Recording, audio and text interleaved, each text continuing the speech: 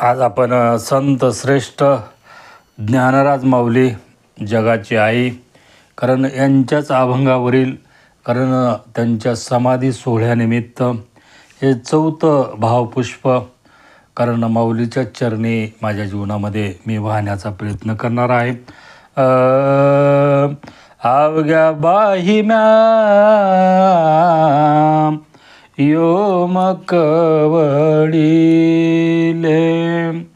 अवघा हृदयी आरूप धरिले अवघा हृदयी आरूप धरिले अवघेपण मी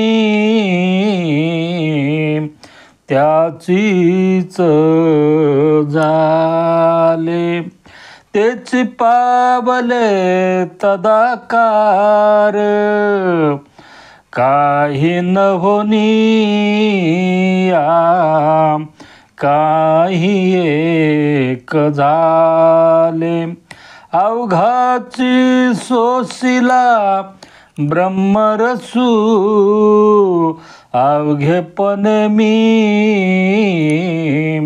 त्याचीच झाले रखुमा देवी बरू अवघाची धरिला अवघाची गिळीला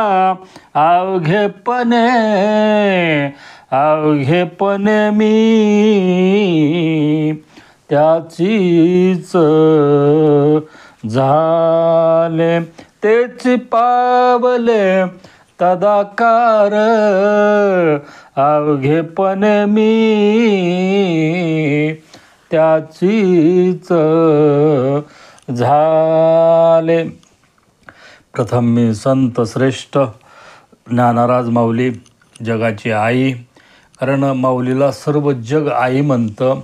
या आईच्या चरणी साष्टांग दंडवत घालून संत श्रेष्ठ निवृत्तीनाथ महाराज यांच्या चरणी साष्टांग दंडवत, संत सोपानदेव संत मुक्ताबाई यांच्या चरणी साष्टांग दंडवत, या चारही भावंडाच्या परत साष्टांग दंडवत घालून पांडुरंग परमात्मा संत श्रेष्ठ जगद्गुरु तुकोबाराय तुम्ही सर्व प्रिय आत्मा तुमच्याही चरणी साष्टांग दंडवत घालून माझ्या या निरूपणाला सुरुवात करतो. अवघ्या बाहिम्या योमकवळीले अवघा हृदयी आरूप धरिले अवघेपण मी त्याचीच झाले. आता माऊली अभंगाच्या पहिल्या चरणामध्ये काय सांगतात? माऊली सांगतात की जो आकाशरूप ब्रह्मस्वरूप आहे कारण भगवंत कसा आहे तो निर्गुण निराकार, तो किती व्यापक आहे त्याचं व्यापकत्व आपल्या जीवनामध्ये सांगताच येत नाही. उगा आपण आकाशाचं व्यापकत्व आपल्या जीवनामध्ये सांगता येतं का? नाही येत. म्हणून आकाशरूप आणि ब्रह्मस्वरूप मग त्याला आपल्या दोन्ही हाताच्या बाहुने आपल्या कवळ्यामध्ये धरता येतं का?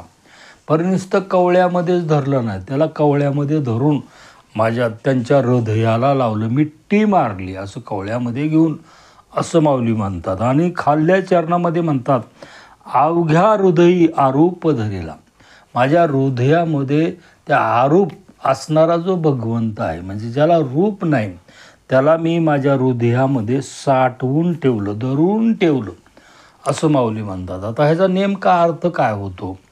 याचा अर्थ होतो की अवघ्या बाहिम्या योमकवळीले, अवघ्या बाही म्हणजे आपल्या जीवनामध्ये जोपर्यंत भगवंताची प्राप्ती होत नाही तोपर्यंत आपल्याला दोन्ही आपल्या हाताने आपल्या वाणीनं त्याला आपल्या कारण मिट्टीमध्ये कवळ्यामध्ये घेण्याचा प्रयत्न करावाच लागतो. कारण जोपर्यंत देव आणि भक्त, आपण भक्त आहोत तो देव आहे, त्या देवाला कवळ्यामध्ये घेण्याचा आपल्या जीवनामध्ये प्रयत्न करावा लागतो. ते आपल्या साधनेने कारण माऊलीच्या जीवनामध्ये ते साधनेने त्यांच्या गुरुकृपेने सहज त्याला तो प्राप्त झाला त्यांना. म्हणून काय केलं, पहिल्या सुरू त्यांनी असं कवळ्यामध्ये घेतलं. नाहीतर कारण कवळ्यामध्ये घेतल्यानंतर काय झालं, त्याला आपल्या हृदयामध्ये साठवून ठेवलं आरोप असणारा. आता एकदा हृदयामध्ये साठवून ठेवल्यानंतर त्याला कवळ्यामध्ये घेता येत नाही. तुम्ही त्याच्याशी एकरूप झाल्यानंतर कवळ्यामध्ये घेता येत नाही. कारण कवळ्यामध्ये घेण्यासाठी 2 वस्तू लागतात. कारण एक कवळ्यामध्ये घेणारा आणि ज्याला घेतो तो. म्हणून माऊली सांगतात आपल्या जीवनामध्ये आधी आपण भक्त होवं लागतं. भक्त झाल्याशिवाय तुमच्या जीवनामध्ये त्या भगवंताला, कारण तुम्हाला दोन्ही हाताने त्याला आलिंगन देऊन तुमच्या हृदयामध्ये, कारण त्याला साठविता येत नाही, त्याला धरून ठेवता येत नाही, असं माऊली अभंगाच्या 1ल्या चरणामध्ये सांगतात. अभंगाच्या 2ऱ्या चरणामध्ये माऊली म्हणतात, अवघेपण मी त्याचीच झाले तेची पावले तदाकार. इथं थोडं स्त्रीवाचक माऊली बोलतात. आता मी त्याचीच झाले म्हणतात माऊली, कारण त्या ब्रह्मस्वरूपाची मी झाले, म्हणजे कोण आता पत्नी झाले म्हणा आपल्या जीवनामध्ये, स्त्रीवाचक त्यांनी शब्द उच्चारलेला आहे. त्या ब्रह्मस्वरूपाची मी पत्नी झाले, तो माझा पती झाला. आता पती झाल्यानंतर त्याचं सर्वस्व, जसं एखादा मी ऑडिटर होतो, माझी बायको हिलाही लोक ऑडिटर साहेबीन म्हणतात. म्हणून आपल्या जीवनामध्ये आपण त्या भगवंताशी एकरूप झाल्यानंतर, त्याचा आपल्या जीवनामध्ये स्वीकार केल्यानंतर मग आपणही आपल्या जीवनामध्ये काय होतो, कारण ब्रह्मस्वरूपच होतो. त्या ब्रह्मस्वरूपामध्ये एकरूप होतो. मग तुमच्यामध्ये आणि त्या ब्रह्मस्वरूपामध्ये भेद राहत नाही, अलग तुमच्या जीवनामध्ये राहत नाही. म्हणून एकदा त्या ब्रह्मस्वरूपामध्ये माऊली म्हणतात, माझ्या जीवनामध्ये मी झाल्यानंतर नित्य माझ्या जीवनामध्ये त्या ब्रह्मसुखाचा मी भोग घेत आहे. आपल्याही जीवनामध्ये आपण जर त्या भगवंताची प्राप्ती झाली, त्या भगवंताशी एकरूप आपल्या जीवनामध्ये झाल्यानंतर आपण जो सुख भोगणार आहोत, नित्य सुख भोगणार आहोत.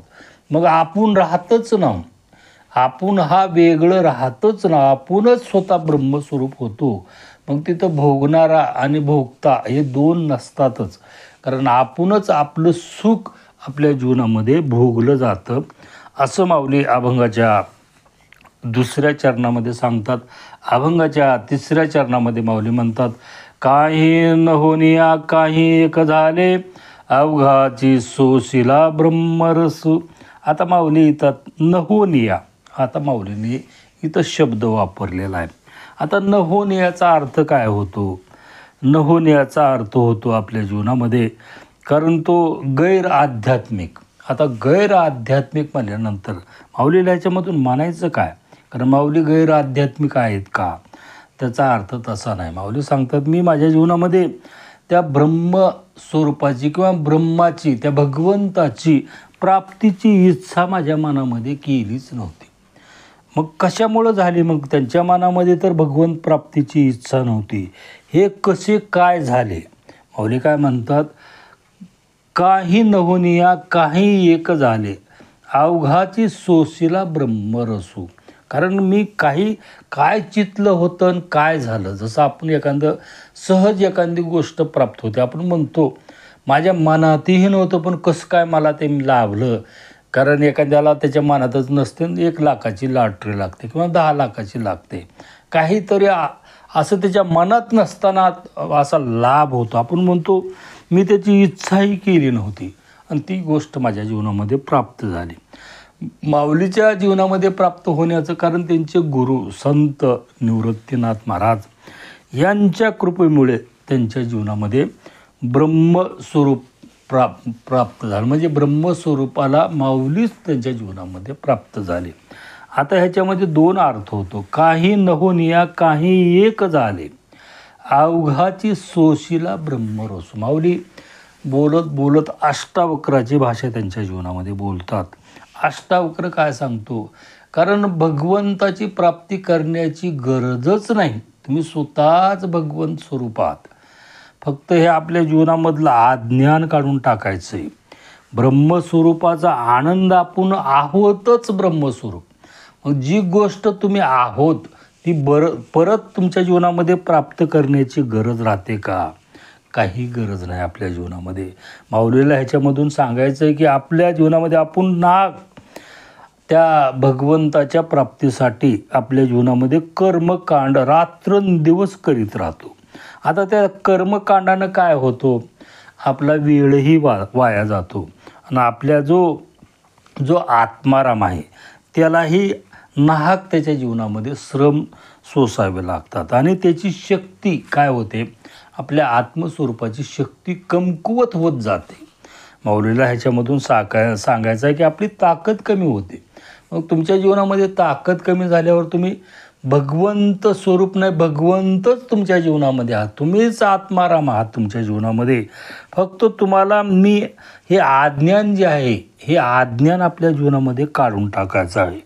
हे स्वतः अज्ञान आपल्या जीवनामध्ये जोपर्यंत जात नाही तोपर्यंत आपल्याला अनुभूती येत नाही. म्हणून आत्मज्ञान जे धर्मशास्त्र काही सांगतं ते वेगळंच आहे. आपण आत्मज्ञानाबद्दल खरंच आपल्या जीवनामध्ये आपण शास्त्रामध्ये असं सांगितले, धर्मानं असं सांगितले असं नाव आपल्या जीवनामध्ये म्हणतो. असे आपण प्रत्येकजण आपल्या जीवनामध्ये, कारण भगवद्गीतेमध्ये भगवान असं म्हणतात किंवा माऊली ज्ञानेश्वरी असं म्हणतात, जगद्गुरू तुकोबारा त्यांच्या जीवनामध्ये असं म्हणतात. हे काय माऊलीला ह्याच्यामधून सांगायचं आहे की तुमच्या जीवनामध्ये जे जीवनामध्ये प्रसंग येतात त्या प्रसंगाकडे आपल्या जीवनामध्ये बारकाईनं लक्ष देऊ, अभ्यास वृत्तीनं आपल्या जीवनामध्ये बघितलं पाहिजे. अध्यात्म म्हणजे देवाची पूजा करणे, देवळात जाणे, जप करणे इत्यादी हे साऱ्या, कारण या जगामध्ये भ्रामक कल्पना आहेत. मी माफी मागून बोलतो, पण हे अष्टावक्र गीतेचं माऊली बोलतात त्यांच्या जीवनामध्ये. चुकीचा अर्थ आपण आपल्या डोक्यामध्ये घेताल, कारण हे बिंब अनेक जन्माचं हे आपण मी आत्माराम आहे हे तुम्ही तुमच्या जीवनामध्ये मान्य करायलाच तयार नाही. मी जीव आहे, माझा संसार आहे, माझा देह आहे, हे तुम्ही अहम ब्रह्मास्मी या वाक्याचा आपल्या जीवनामध्ये आपण स्वीकार करायला तयार नाही. मग हे आपल्याला पटणार आहे का? कारण आपला जो मनामध्ये, कारण अनेक जन्मापासून, कारण ह्या खोट्या पद्धती, हा खोटा पडदा आपल्या मनामध्ये तो फिट्ट झालेला आहे, घट्ट झालेला आहे. कारण जन्मताच आपण मुक्त आहोत. एकदा मुक्त असल्यानंतर तुमच्या जीवनामध्ये परत मुक्त होण्याची गरज नाही, तो पडदा हटवायचा आहे. कारण मी मुक्त नाही म्हणायचा एवढाच पडदा हटवायचा आहे. म्हणून ज्ञान, कारण आपल्या जीवनामध्ये ज्ञान म्हणतो, पुस्तकी ज्ञान नाही, आत्मज्ञान. मीच, कारण माझ्या जीवनामध्ये आत्मस्वरूप आहे, मीच भगवंताचा अंश आहे, याचं ज्ञान आपल्या जीवनामध्ये झालं पाहिजे. हे ज्ञान आपल्या जीवनामध्ये कसं होतं, कशामुळं होतं? कारण माऊलीला त्यांच्या जीवनामध्ये संत श्रेष्ठ निवृत्तीनाथ गुरु मिळाले आणि ते गुरु मिळाल्यानंतर आपले बहुज गुरु त्यांच्या जीवनामध्ये मिळाले. सहज त्यांच्या जीवनामध्ये त्या आत्मस्वरूपाची आणि त्या भगवंताची त्यांच्या जीवनामध्ये प्राप्ती झाली. म्हणून माऊली म्हणतात, माझ्या मनामध्येही नव्हतं आणि हे कसं झालं हे मला काही माझ्या जीवनामध्ये कळत नाही, असं माऊली अभंगाच्या 3ऱ्या चरणामध्ये म्हणतात. अभंगाच्या शेवटच्या चरणामध्ये माऊली म्हणतात, रखुमादेवीवर अवघाची धरिला, अवघाची गिळेला अवघेपणे. कारण माऊली काय सांगतात की आपल्या जीवनामध्ये त्या भगवंताची प्राप्ती करून घेण्यासाठी रखुमादेवीवर अवघाची धरिला, कारण तो आरूप असणारा तो भगवंत अवघाच धरला, तो विश्वव्यापक आहे. कारण तुमच्या भक्तीपुढे तुमच्या जर हृदयामध्ये तो वास करीत असेल, मग हृदयामध्ये वास करणारा विश्वव्यापक बी होऊ शकतो आणि हृदयामध्ये बी राहू शकतो. मग त्याला तुमच्या जीवनामध्ये अवघा न धरण्यासारखं काय गोष्ट आहे आपल्या जीवनामध्ये?